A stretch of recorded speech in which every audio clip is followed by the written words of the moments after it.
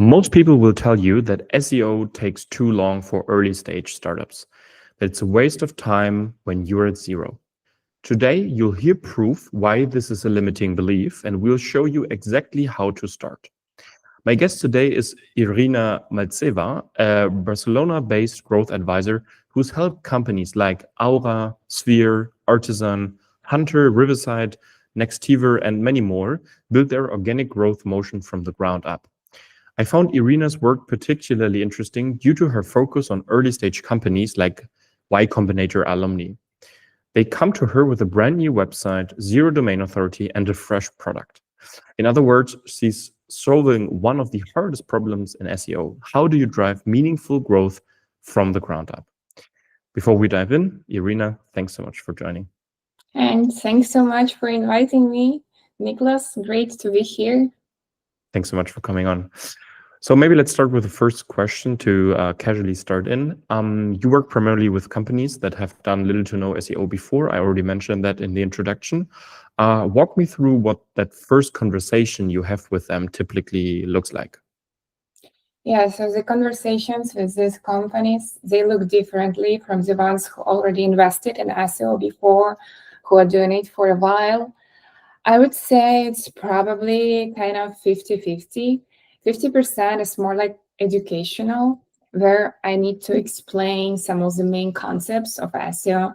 So if I'm juggling these terms like link building, and I see the person in front of me doesn't understand these terms, so we just like go into like, the basics, kind of the educational thing, because normally, like, obviously on the first calls, for any client, I'm trying to understand, okay, what are the goals, what is the background, what they are doing, what are the expectations and stuff.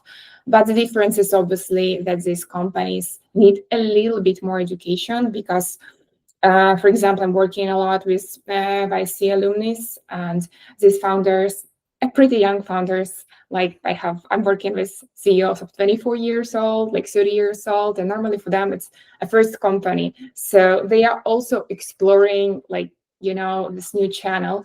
They know something about it. They know it works. It needs to be the part, like one of their marketing channels, and they are kind of okay. So tell us how it will work for us and stuff. So as the first part, like for 50% of the companies, like educational, and for those other parts, probably where education is not needed, it's more about communicating like the expectations and communicating the SEO. Since YC startups, they normally grow very fast and they also want to move very fast. And unfortunately, in SEO, things are not moving that fast. If you set up a PPC campaign or something an email newsletter or like a founder's LinkedIn profile. So at this stage, it's very important, like on every call I communicate, guys, I know that you are growing fast. I know that you want to get results. Probably very soon, not the next day, but probably upcoming weeks, upcoming months. But considering you're having this no authority scenario, we will need to work on it. And I'm asking if they are ready in general to invest time and not to see results the first few months, sometimes half a year, sometimes more. So it's like my job here is to set expectations early.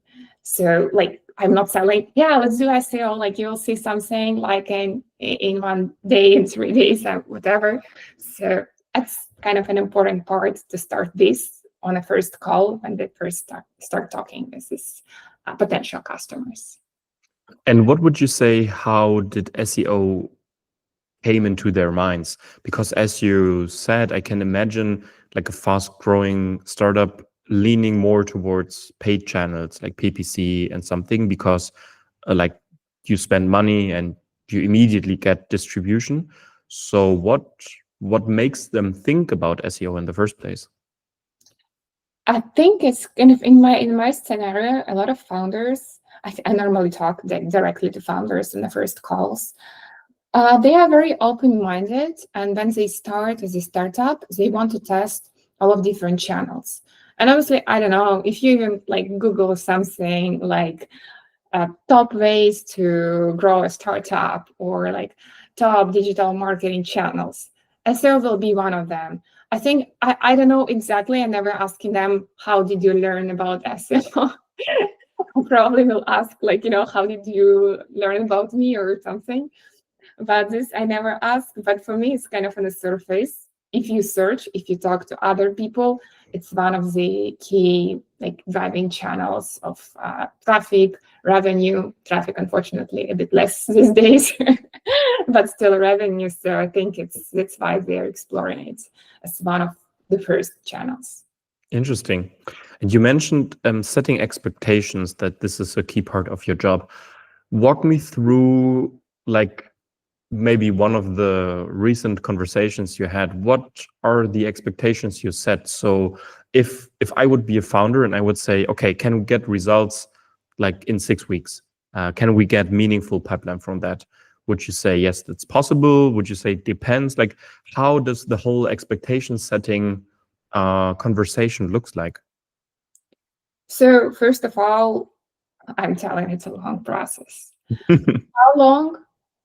No one knows. I cannot give any timeline.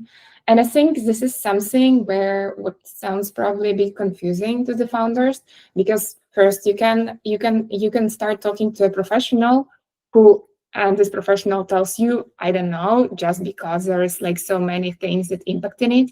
Or you can talk to a scammer, and the scammer is like, they will be taking your budget like for half a year, do nothing, or something that is not related. And for them, it's very hard to say who is discovered, who is not, right, at this stage, because you won't see results like at least a few months, half a year. So yeah, obviously I'm showing like the examples of the previous clients, like, hey guys, you can see like probably like a Google Search Console, like anonymized, like without any kind of client like data or association, but they see it was like flat, and then it started growth. Again, like another client is flat, and it started to grow. It never like this from the very beginning. So I'm trying to show like the patterns, and also the same for their competitors. If they are like more or less at the same stage, but probably they started like on SEO 1 year, 2 years ago, a bit earlier than them, not those who are operating like 20 years in the market,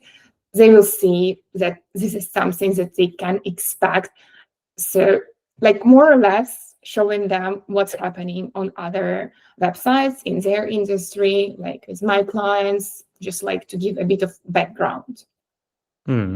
Sounds interesting. And if you start with them, so if they agree to move on with you compared to a scammer, which I would recommend to everybody listening. So rather go with Irina than going with a scammer. How do the first steps look like? Like, if we think about the roadmap or your framework for like the first few weeks or maybe first 3 months, like, how does it look like? What are the first actual steps you're taking? So the first 2 weeks, they can be like even slower. They can seem even slower because nothing's happening on the website. Of course, everyone wants like from the very beginning to start, I don't know, like, okay, let's do like a landing page. Okay, let's start publishing a content. So the first few weeks are about learning the company, what's going on, talking to the founder. Normally it's like the main source of information for me, putting all of this data together, listening to the gong conversations, reading intercom, all of the information they have, I'm just like collecting to understand how we can put this together. So it's like first, second week, like normally looks like this. Based on that, and obviously like checking the competitors, it's kind of, the standard thing that I would say you do like for companies that never did SEO or someone who did SEO like for the last like 10, 20 years.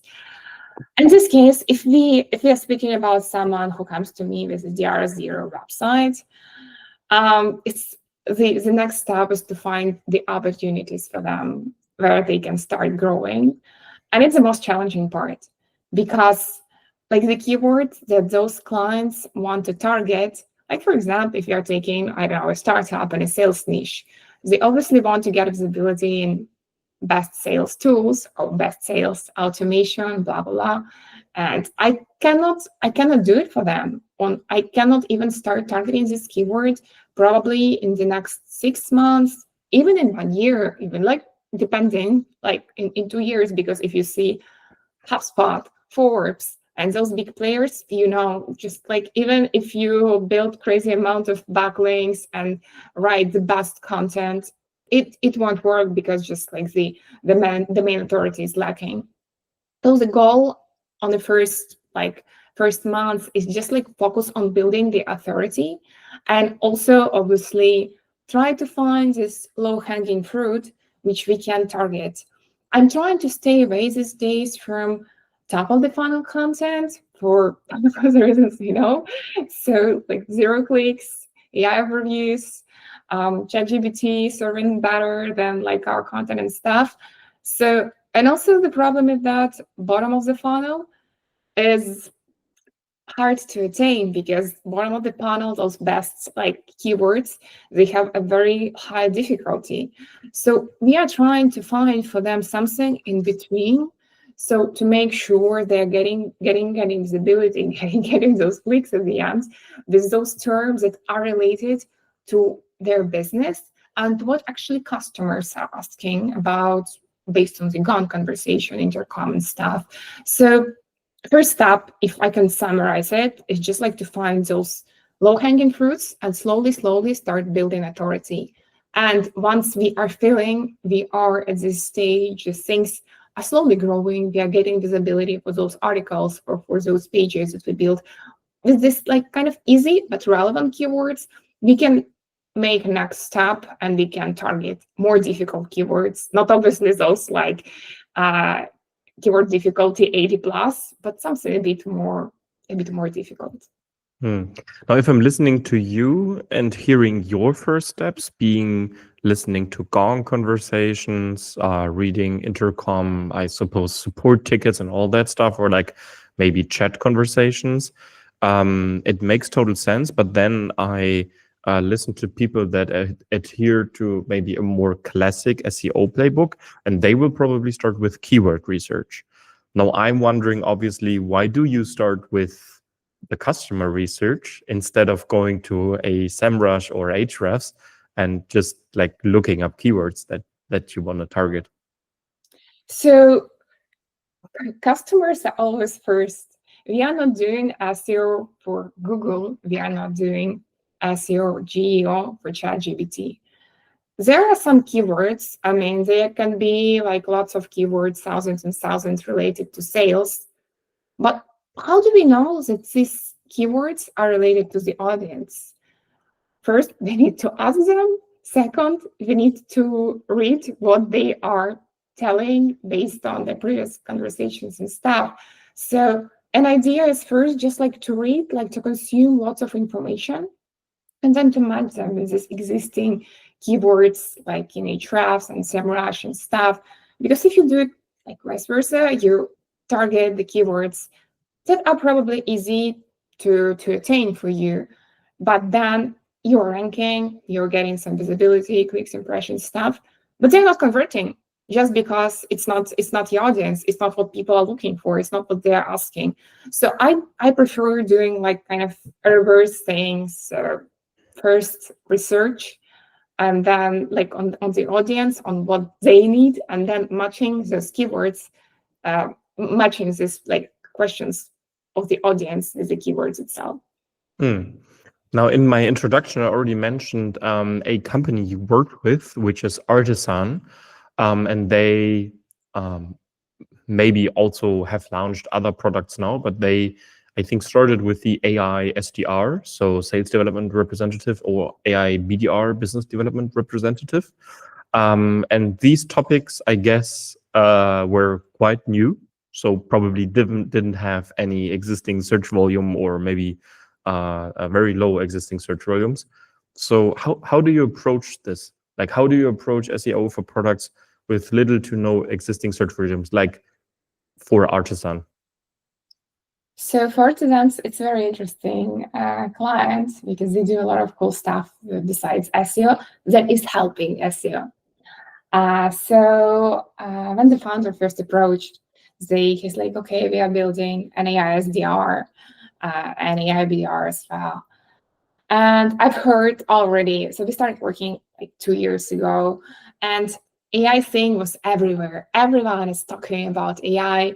Everyone is incorporating stuff. Like, first of all, this topic is trending and it's the future just because everyone is talking about it.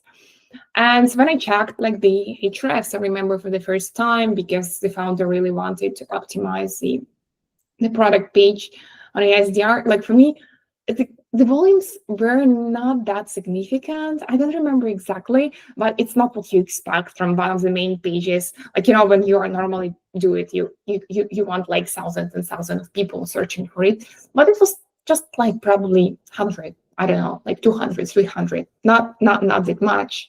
But first, you hear all of this conversation around like Reddit, LinkedIn, that AI is growing. So you have like kind of instinct that probably this keyword has the potential in the future because the industry is still evolving. Then you're talking to the founder who has lots of information from the customers that they are actually looking for it, but they don't know how to phrase it just because not many people matched at that time the word SDR and AI. Like, so they didn't know how to call it. Like at the very beginning, they were just like assistant, like, SDR assistant, or like something like that, variations. So, and then like you're checking like Hrefs, and you see there is like a prediction trend that it will start to grow, and you like kind of compound everything, like your conversations with founders and what you see in the market, what you see in the tools that they are predicting that these keywords start to grow, and you just kind of know that it's the right one, and it will bring you like great results in the future based on all of this information that you are gathering. Sometimes you can be wrong because it's hard to predict the future, but there are like so many different signs that telling you, okay, this topic is a good one, it's trending, it's growing, and we go all in. And now it brings like thousands and thousands of visits on a monthly basis to my client. So instead of being reactive in the sense that you rely on keyword tools that tell you that people are searching for it, you have to be very proactive about basically getting a point of view on where the market will probably move and what people will search more and more. Would you say this is a correct summary of the Artisan story? Yeah. So it's very important to be proactive, especially now, as there are so many interesting like new searches happening, especially in AI industry. So you just need to be first. Actually, I think because we started very early and did a lot of there was some content, but not much and not great. And we started doing like this like long, like in-depth articles educating on like AI SDR niche, how it's working, what it is and stuff, creating like a very good product page, etc. I think it helped us, and even now it's helping just because we were one of the first at that time. Because I see the signs in Google kind of rewarding the ones who started earlier, and then you enter, even if you enter like a bit later, half a year, like even a couple of months later, you can see completely different thing. Even if you follow the same playbook, you should be proactive. You should be first. And obviously, if you are first but you do average, you won't get results. But if you're first and you do great, you will see results. Mm. You previously mentioned AI overviews, the role of AI overviews. Then we also have AI mode. We have ChatGPT answering a lot of informational queries or prompts. So probably the whole search ecosystem is going through the biggest shift like in the last 20, 25 years. How has your approach to SEO, especially for these early stage companies, how has it changed, let's say in the last 2 to 3 years? So with all the developments and all the changes going on. So it changed completely. Okay, Now we interesting. we do not SEO as a search engine optimization. We do search everywhere optimization. I really like these terms that Rand Fishkin implemented, because there's a lot of LMO, GEO, or IEO and stuff.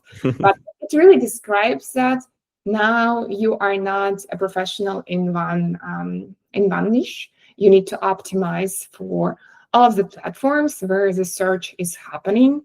And I think the mindset when we were analyzing before and talking with clients, we were talking Google. Obviously, Google not Bing, not anything else, just because we see Google's 98% of the traffic and stuff.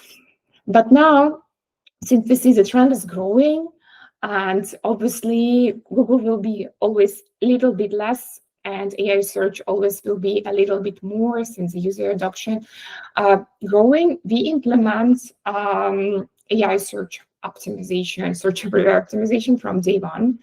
And even sometimes it's easier to get visibility on ChatGPT, Perplexity faster, for this smaller company than on Google, because Google algorithms, sometimes they prefer those big brands, big companies and stuff.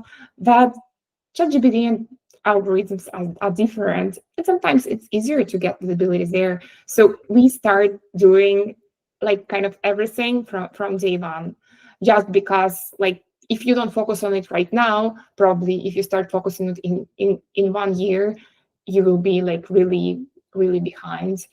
And what it means for the clients.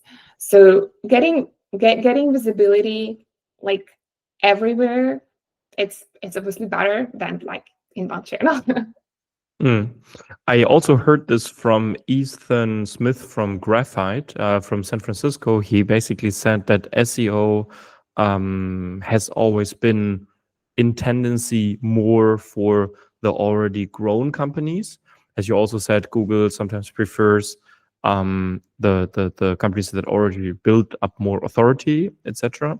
Whereas, as he says, AEO, so let's say AI search optimization, however you want to call it, brings in more potential also for early stage companies, because there can be a quicker time to results with the presence in ChatGPT and Perplexity. Would you agree with that? Is that also what you see in your advisory cases? I can for sure agree with this. I was yesterday actually listening to Ethan's podcast, with Lenny's podcast. Super good. Recommend everyone to listen to it for those who want to implement IO. Really great. And yeah, I completely agreed with it. So basically, Google algorithms are very, very advanced already, and they unfortunately prefer in many cases some bigger brands. And if you see the SERP full of this DR 80 plus 90 plus websites, .gov, .edu and stuff, you probably don't want to target it even with your DR0 client, someone who has zero domain authority. But if you're speaking about searches on ChatGPT, Perplexity, AI search, those algorithms, I feel, still underdeveloped, and you can still manipulate them. It's obvious. It's obvious, but you need to do it in a right way. Obviously, I see companies doing the best listicles, versus listicles, reviews and stuff. They are even creating pages on their website, saying what they want LLMs to know about the brands. This is what I call manipulation, not the spammy techniques. But obviously, if there is no websites, no place where LLMs can pull information about you, how do they know who you are? So you can actually create a page on your website saying, okay, this is my product is doing that, these are the features, blah blah blah, and you kind of give that information to LLMs, because if not you, probably your competitors will do the article, you versus competitor, and then they will tell how bad you are, or how they are outperforming you. And this is what LLMs will take. So you need to be a little bit more proactive here. And there's a nice research that Cabin and Zig did recently. It was on AI mode. That shows, so they were talking to a lot of different people about how they're using AI mode, and they were also checking what is visible for an AI mode for these searches. And they found out that like the brand websites really influence visibility in AI mode and in other LLMs. So basically, if you are just starting a website and SEO activities, AO activities, and you think that for SEO I need like to do like the classic playbook, but for GEO, IO, I need to outreach other listicles. I need to get visible on review sites. Not always. Start with your website. It's in some cases, it's just like 50-50. 50% of the information they are pulling from the external sources, 50% of the information they are pulling from your own website.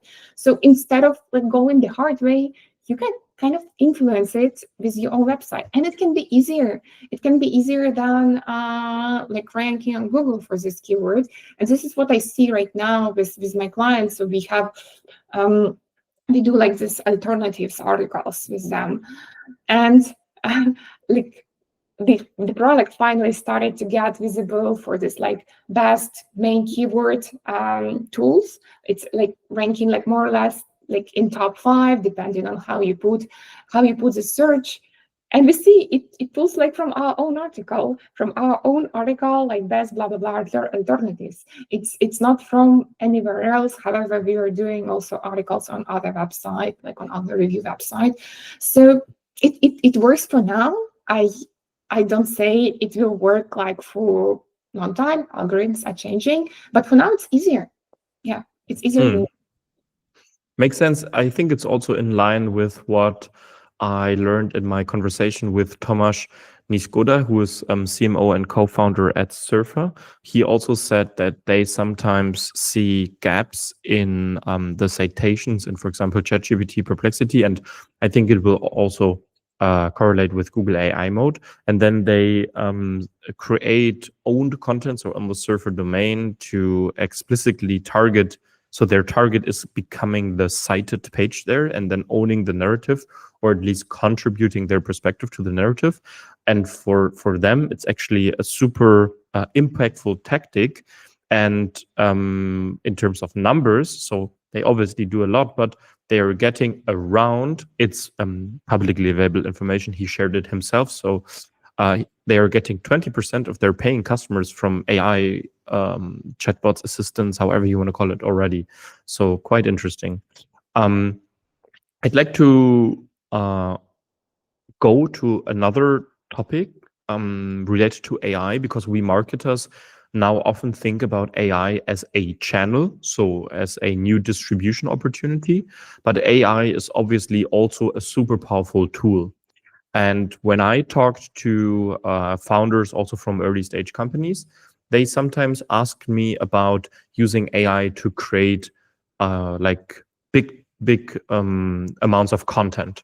So I would say it's they don't use the term, but it's like programmatic strategy. So creating, for example, hundreds or like 100, 200 pages around a certain topic. And I would like to get your perspective on that. Do you feel like this is actually a shortcut to scale, or is it something that is too good to be true? Honestly, like when founders come to me with just like new website, this is the thing that I don't recommend starting with. Just because it sends like very big signals to Google, like, and our goal to send strong signals to Google and to all other algorithms as well. Just like how they see it, you create like hundreds of thousands of pages or thousands of pages and stuff. And people like normally, I don't know, if you take like, for example, the Zoom in, for example, very, very famous in programmatic world. So if someone types in the name of the person, like find an email or phone number, and then you get the page with this person like name and phone number, and then there is like please sign up or like pay. So you're not getting actually what you want because you think there is here, and then you need to do like some extra effort and stuff, and they bounce. So like normally from what I see, like on a lot of like programmatic pages, you don't bring that much value from the very beginning, just like some raw data. So the bounce rate is like super high. And if the person leaves your website like in 5-10 seconds after visiting it, and there is like lots of sessions like this, that's definitely not a good sign. Because Google monitoring, we know it, like what people are doing, how much time they're spending, the scroll index, blah blah blah. So it's not giving these signs that we want to achieve, like to build an authority. So like what I recommend to do, and also the problem is like crawl budget. So after the like 2024 Google updates, so the crawl budget is like unlimited. I see like so many pages exist on the website, but they are not even crawled. So they are not indexed. They are like, they exist. So, and it kind of messes up everything on your website and stuff. So I prefer doing like great content, like something like that really brings value, something like which Google calls helpful, so which is really helpful for your audience. And I'm not against the programmatic SEO, probably not at the very beginning, not one of the first strategy you should do. And once you build this like great signals, like great content, great everything on your website, you can probably start at that, but it should not be like, some basic stuff that people can find everywhere. Probably if you have some super powerful data that only you have, and it can kind of involve people into further actions on your website. Yes, so there's like lots of great case studies. I really like the Canva, for example, how they do programmatic SEO. Insane amount of like the templates, but this is what people are looking for. And actually you can use Canva for free, so there is no like kind of bounce rate. It's easy to sign up. You use it like forever for free with those templates and stuff. So there are like good examples and bad examples when like the founders are thinking about getting traffic, but not actually surveying something helpful, valuable to their audience. And yeah, that's the biggest problems. Say sending like wrong signals from the very beginning and then getting punished for this. Love your Canva example. I think what Canva did super well is actually creating products that are built for distribution, because they knew that people would search for templates for all sorts of stuff like birthday cards, wedding cards, resumes, etc. And I feel like 11 Labs, for example, so this AI voice company from Europe, it's also a really cool example. We just did another breakdown for that. When this podcast will come out, the breakdown will not be live, but depending on when you listen to this, it will probably be live. And there we found the same. So 11 Labs, they actually posted about it on LinkedIn that they get 1 million new signups per month from SEO, and it's driving millions in revenue for them. And they are now, I think, valued at 3.3 billion, so already a unicorn. And like their top pages, if you look at non-brand, is like voice changer, text to speech, audio to text, voice cloning, voice isolator, in it like dubbing studio, video to text, and it's all product led. So it's basically parts, little parts of their product built as tools that you can use, and it's so smart. So I really love these strategies. I'd like to focus on another topic, which is, I think, helpful for founders, but also helpful maybe for other people that are listening that are themselves either working as freelancers, advisors, or working in agencies, because you obviously work as an advisor rather than in-house. And I'd like to know how you structure your work so that you can actually drive results rather than just providing recommendations and creating like nice looking slides. So yeah, I'm not an advisor who is just like talking and sitting on calls.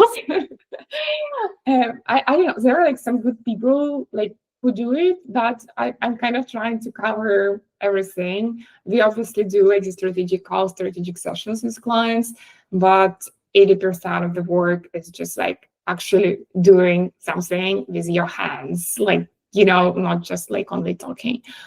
And since I'm working with multiple companies, I'm not a person who's working with one company only.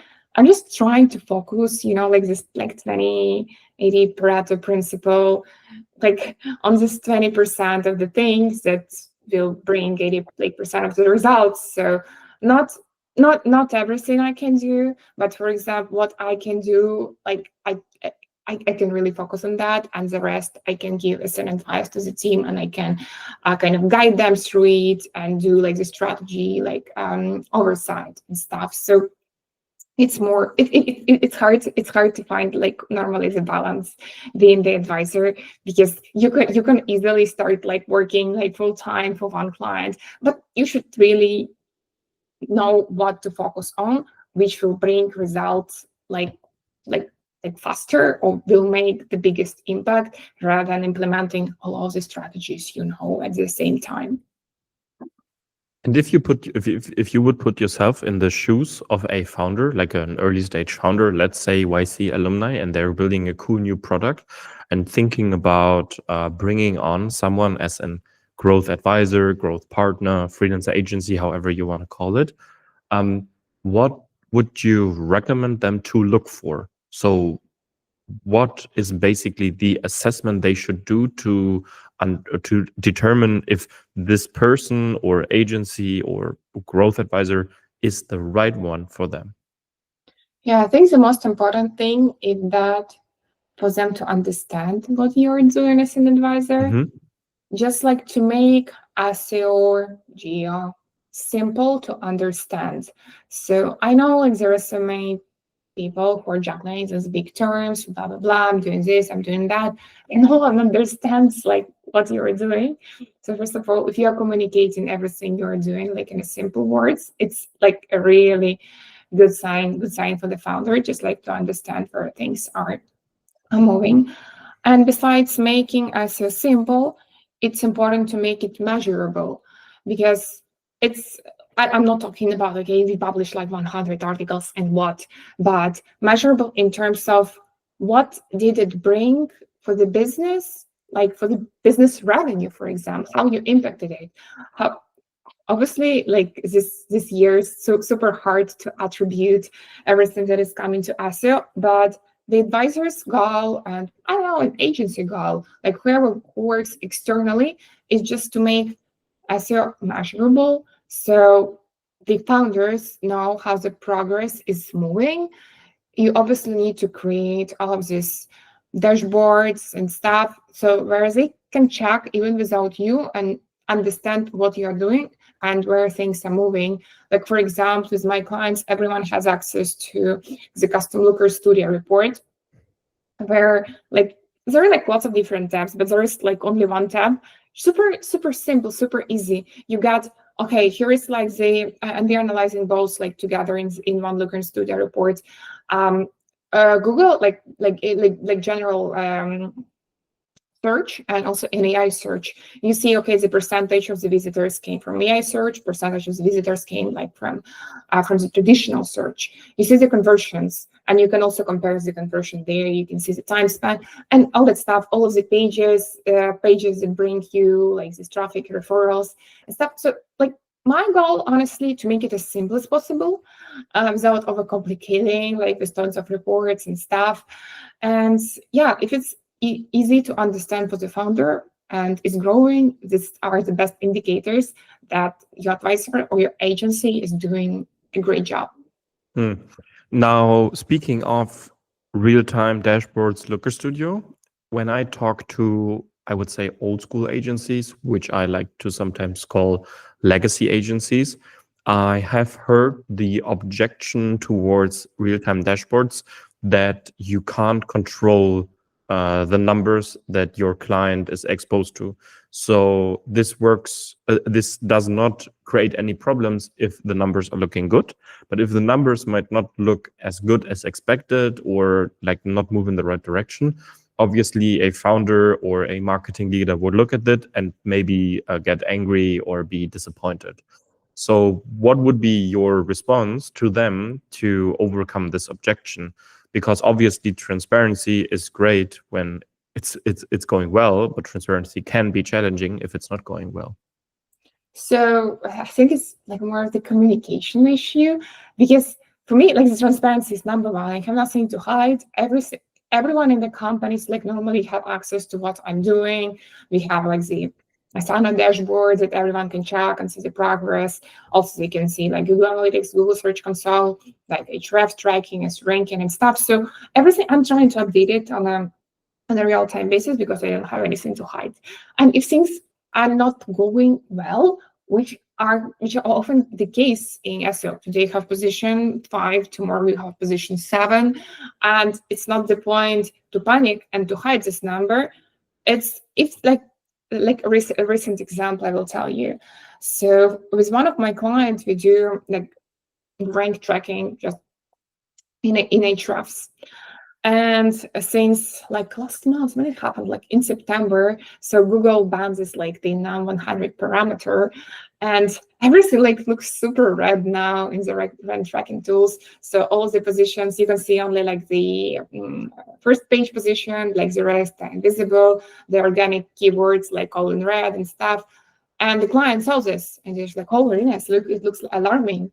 So just because they have access to this report, and then I sent to them, yeah, here's like Google banning bots from crawling, and that's why like they implemented these things. So they looked with the client in Google Search Console, and they see they didn't lose any keywords, they didn't lose like any rankings like significantly. Everything either stable or growing. So it's kind of communication issue. Sometimes like you can check like the report and you're like, oh my god, but it's a wrong report to check.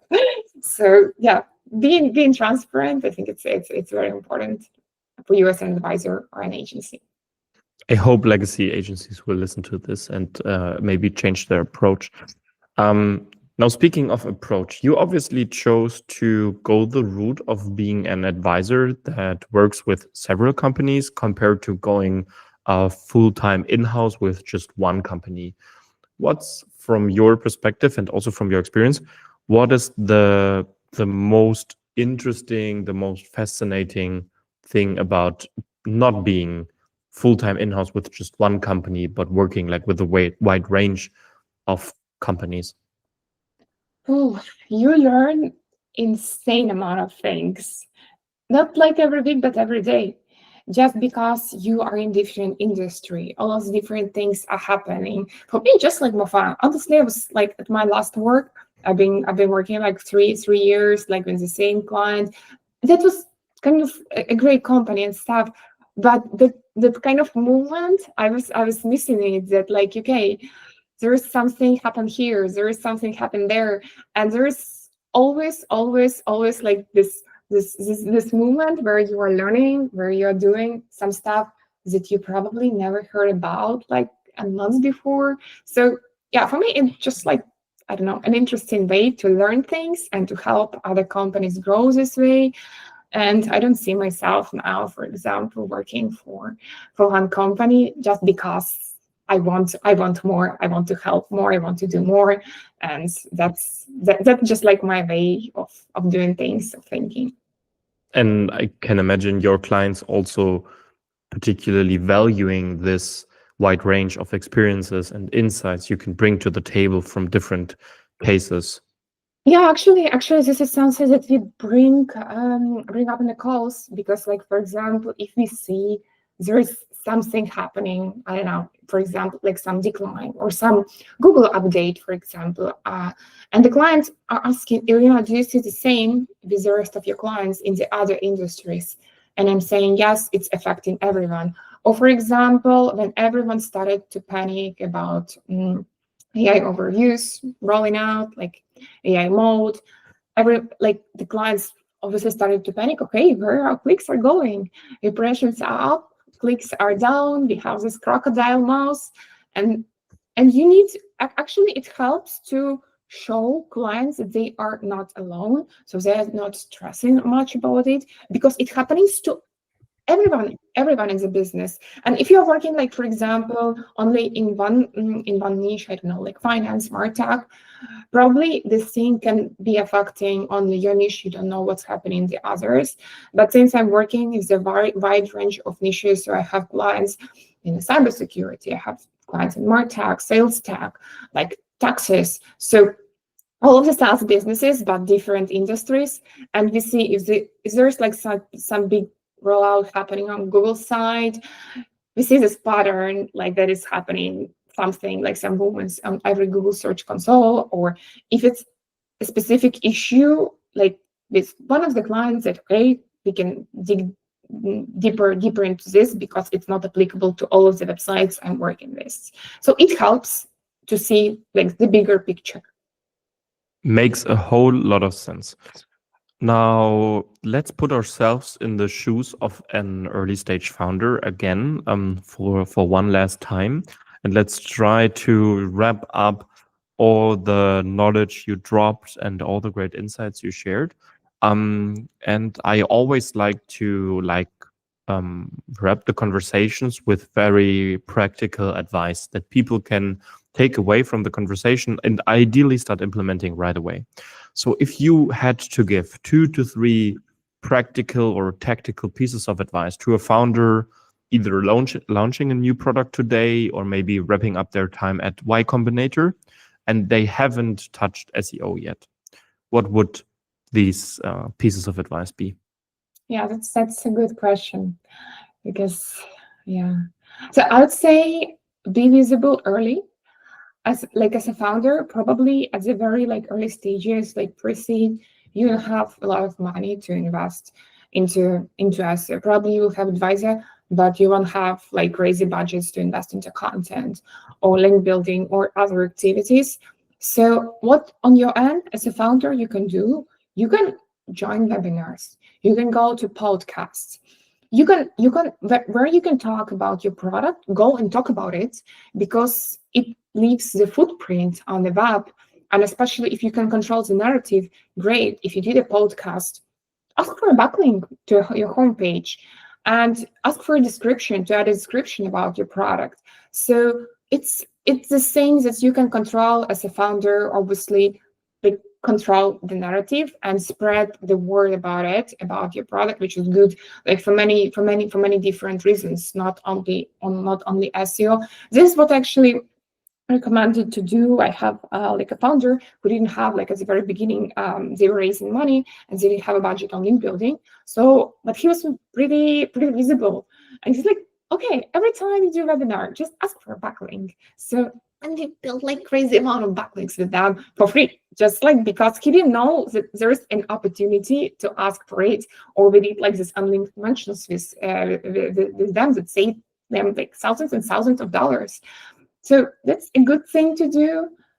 Another thing, the recommendation is talk to your audience before you talk to Google. So if someone told you there is a nice keyword exists, then you should target it.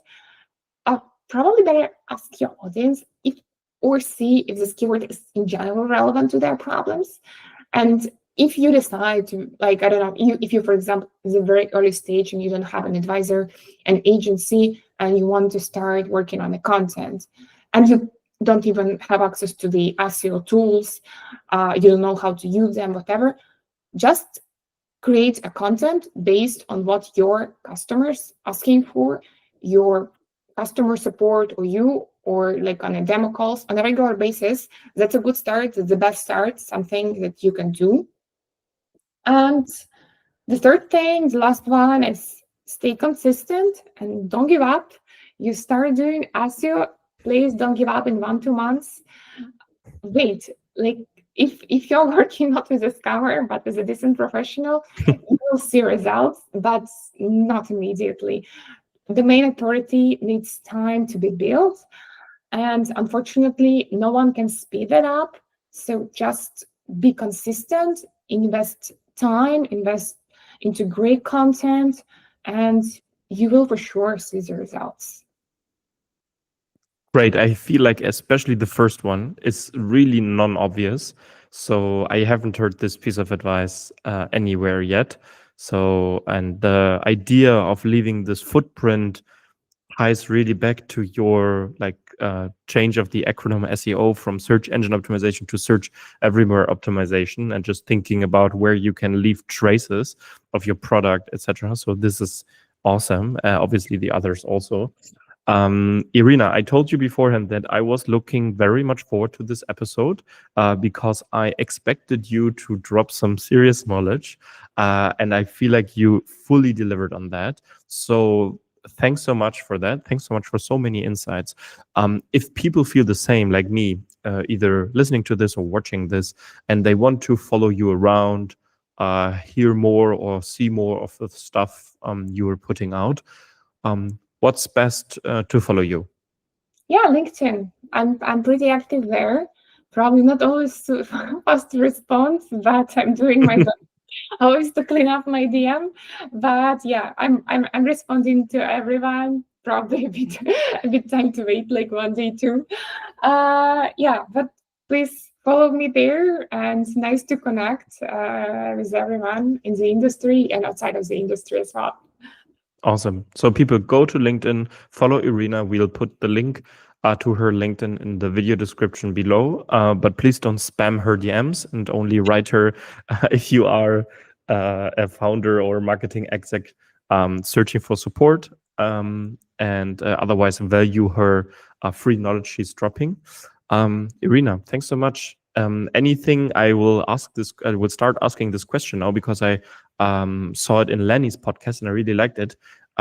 Anything important we didn't talk about? Anything I forgot about?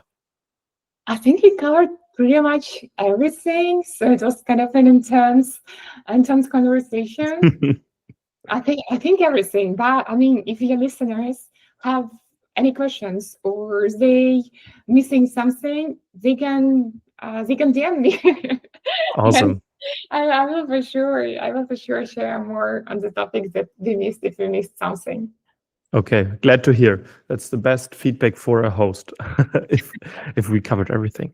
So then, thanks so much. Hope to speak maybe like in a year. Maybe we'll do an update episode. I already talked about that with a couple of other previous guests, and then see how this whole ecosystem evolves. Because I think the only constant currently is actually that everything is changing all the time. So really appreciate your time. Appreciate you sharing so much insights, and wish you and your clients and your team all the best for the future. Thank you, Nicholas. Likewise. Bye-bye. Bye-bye.